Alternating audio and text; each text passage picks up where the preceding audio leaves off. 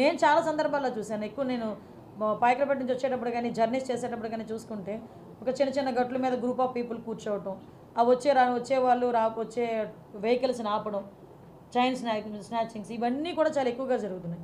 So city surroundings అంతా కూడా ఆ అలర్ట్నెస్ అనేది క్రియేట్ చేయాలి ఫస్ట్. అంటే ఈ గుంపులుగా కూర్చొని రోడ్ల మీద కూర్చొని గంజాయి తాగేది, రోడ్ల మీద వాళ్ళు వీరంగం చేసేది, రోడ్ల మీద వెళ్ళే పాసెంజర్స్ని ఆపేది, ముందు అలాంటివన్నీ కొంచెం ఉన్నవి కంట్రోల్ అవ్వాలి. దానికి కంట్రోల్ అవ్వడానికి ముందు టాస్క్ ఫోర్స్ అనేది పనిచేస్తుంది.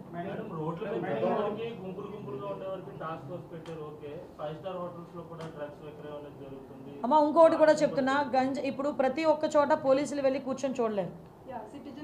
ఎస్, నేను అది సిటిజన్ పార్టిసిపేషన్కి కూడా నేను ఇంకొకటి కూడా మేము మాట్లాడుకున్నాం.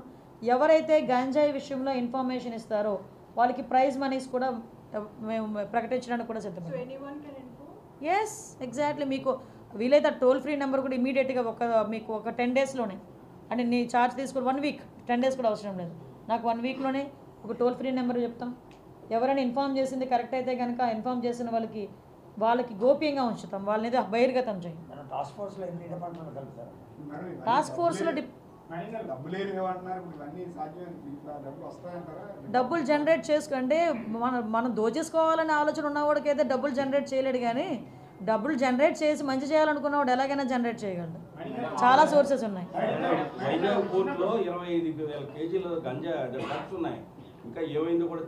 నేను ఇందాక అడిగానండి సిబిఐ ఎంక్వైరీ, ఇందాక సిపి గారిని అడిగాను ఆ విషయం కూడా, ఏంటి దాని పరిస్థితి ఏంటని అడిగితే సిబిఐ ఎంక్వైరీలో ఉందన్నారు. నేను ఒకసారి అది కూడా తెప్పించుకుంటాను.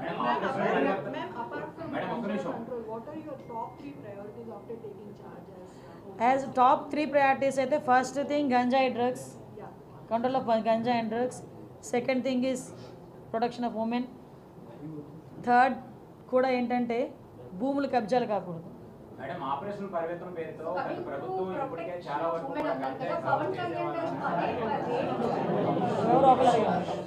చెప్పమ్మా కన్నా. ఇప్పుడు ఉన్నటువంటి సిచ్యువేషన్ లో ఆ రైతులు ఎవరైతే గంజాయి పండించే రైతులకు ప్రత్యామ్నాయంగా ఏదైనా వాణిజ్య పరిస్థితుల్లో ఎస్, ఎగ్జాక్ట్లీ. మీరు మంచి పాయింట్ అడిగారు. యాక్చువల్గా ఒక నిమిషం విజయ్. గంజాయి సాగు అనేది గత లాస్ట్ 30 years నుంచి జరుగుతుంది. ఇప్పటికీ టిల్ అదే కంటిన్యూ అవుతుంది. మీరు ఆ మూలాలను ఏదైతే ఆ రైతులను అక్కడి నుంచి పండించకుండా ఇవన్నీ చేస్తే ఉపయోగం ఉంటుందా?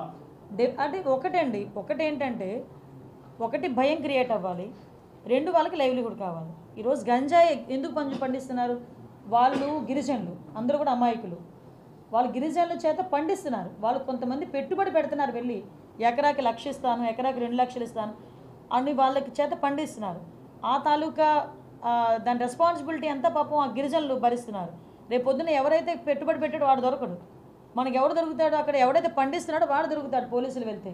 సో అటువంటి సిచ్యువేషన్స్లో వాళ్ళకి మనం కొంచెం మోటివేట్ చేయాలి.